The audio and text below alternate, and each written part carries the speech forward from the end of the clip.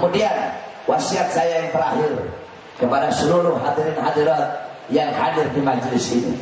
Dalam Al-Quran Allah Subhanahu wa ta'ala berfirman, "Qul hal yastawil ladzina ya'lamuna wal ladzina la ya'lamun." Katakanlah olehmu wahai Muhammad, apakah sama orang-orang yang alim dengan orang-orang yang tidak alim? Apakah sama para ulama dengan para pejabat? Apakah sama para ulama dengan presiden? Apakah sama para ulama dengan menteri? Apakah sama para ulama dengan polisi? Ain la yastawuna abada, la fid dunya wala fil akhirah. Tidak akan pernah sama. Di dunia tidak sama, di akhirat juga tidak sama.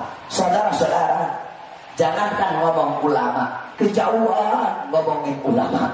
Kita saja yang duduk pada malam hari ini, thalibul ilm, kita para santri yang duduk pada malam hari ini, karpet yang kalian duduki ini, karpet merah yang kamu duduki, tuh yang di belakang yang duduk di terpal yang kalian duduki, karpet yang kalian duduki. Saya Bahar bin Ali bin Smith, saya bersumpah demi Allah, karpet yang kalian duduki di sisi Allah lebih mulia daripada kursi bangku yang diduduki oleh kursi presiden, saudara-saudara.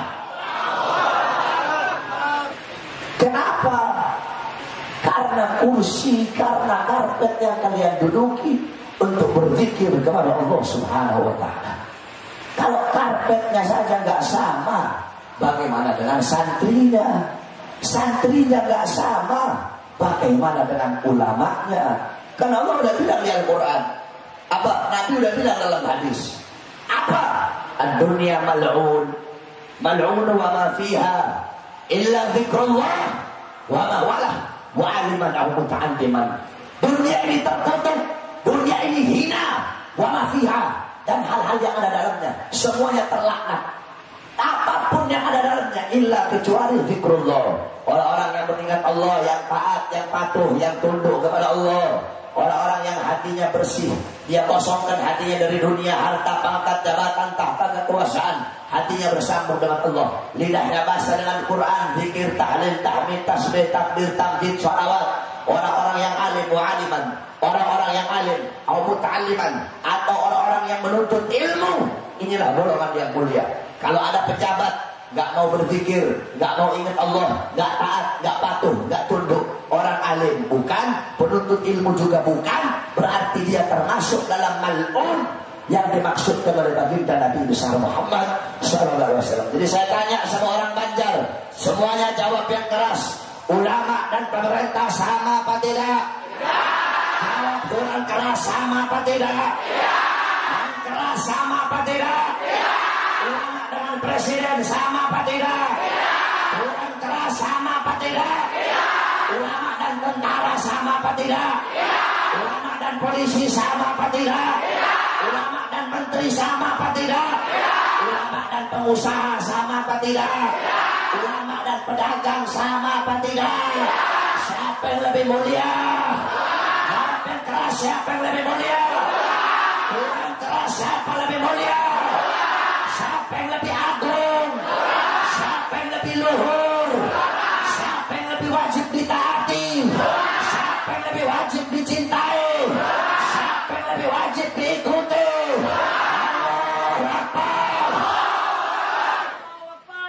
Ulama, saudara-saudara, makanya ulama itu gak sama. Mereka golongan-golongan yang mulia, golongan-golongan yang agung. Sampai-sampai Al-Imam Abu Aswad Ad-Du'ali, yang ngomong Al-Imam Abu Aswad Ad-Du'ali, bukan Bahar bin Smith, bukan. Yang ngomong Imam Abu Aswad Ad-Du'ali. Kalau mau salahin Imam Abu Aswad Ad-Du'ali. Berani kamu nyalahin Abu Aswad Ad-Du'ali yang nemu ilmu nahwu. Apa kata beliau? Al-ulama al-muluk hukamun lin-nas, wal ulama hukamun lil muluk. Apa kata beliau?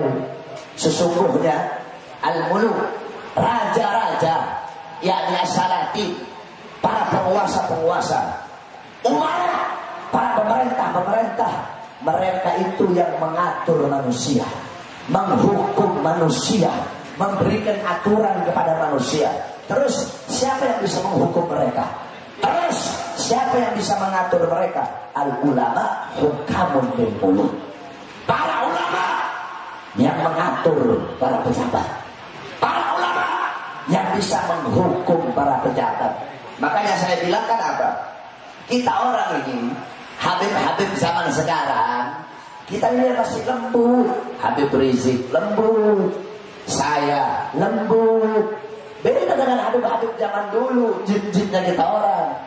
Kita nampar pejabat yang zolim itu cuma pakai mulut. Enjit-enjit kita nggak pakai mulut. Contoh, kamu tahu Habib Abdurrahman Masyhur? Ada Habib Abdurrahman Masyhur, Sahibul Bukhya, yang ngarang kitab Bukhyatul Mustarsyidin, yakni fatwa ulama mutaakhirin. Itu di zaman beliau sultan ada dua. Ada Sultan Al-Qadiri, ada Sultan Al-Kheti. Di zaman beliau ada Sultan Al-Kheti. Ini sultan ngambil pajak dari rakyat. Ketahuan sama Habib Abdurrahman. Ketemu di jalan, papasan di jalan. Habib Abdurrahman gak ngomong. Kenapa kamu begini? Enggak, langsung ditampar.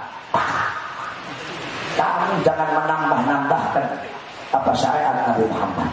Itu Habib itu. Saya lagi bayangin bagaimana kalau Habib Ali ketemu Jokowi terus ditampar.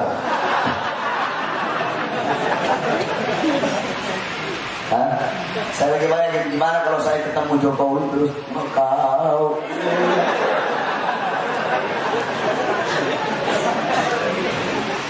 Kemarin saya diundang Ramadan kalau nggak salah, diundang di MPR RI. Jokowi hadir, semua hadir. Masa nggak mau datang? Walaupun nama saya disebut Habib Bahar Bismillah, Ketua Majelis Ulama Islam, saya nggak ada, saya nggak hadir. Ngapain saya hadir? Mending saya habisin Quran, hatamin Quran di pondok. Ya, sebab kenapa dikatakan apa? Khiyarul umara, khiyarul umara alladzina ya'tunal ulama. Ingat kan? Ayo semua ikuti saya.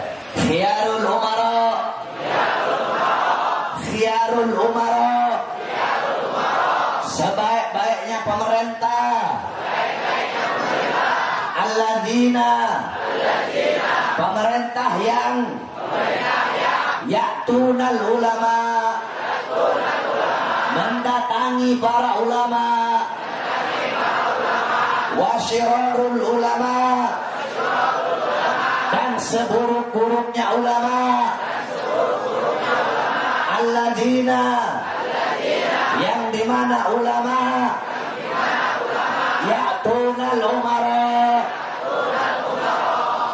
mendatangi para pejabat. Sebaik-baiknya pejabat-pejabat yang mendatangi ulama, seburuk-buruknya ulama-ulama yang mendatangi pejabat. Tapi kata Habib Ahmad bin Zaid Al-Habsyi, ini nggak mutlak. Maksudnya nggak mutlak apa? Mau pengen lama sebentar. Kalau mau sebentar akan selesai.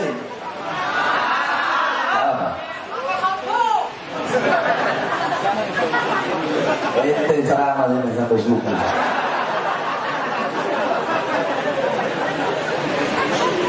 Al-Habib Ahmad bin Zaid Habsyi, kata beliau, ini kaidah tidak mutlak berlaku.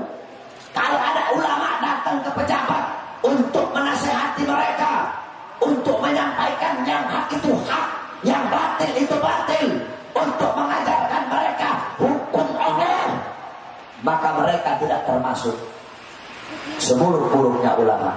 Paham? Jadi akan ada ulama yang dekat sama pejabat, tapi dekatnya itu untuk nasihatin pejabat, dekatnya itu untuk memberikan petunjuk, memberikan irsyad wal huda wal madad wal futuh. Nah, ini nggak termasuk, ya. Nah, adapun yang termasuk itu yang seperti apa? Mereka para ulama yang datang kepada pejabat, yatlubud dunya bi amalil akhirah, mencari dunia dengan amal-amal akhirat. Mereka datang kepada pejabat untuk jadi anjing-anjingnya pejabat, jadi penjilat-penjilat pejabat. Mereka datang kepada para pejabat pintu surga untuk mengharapkan sebagian hartanya.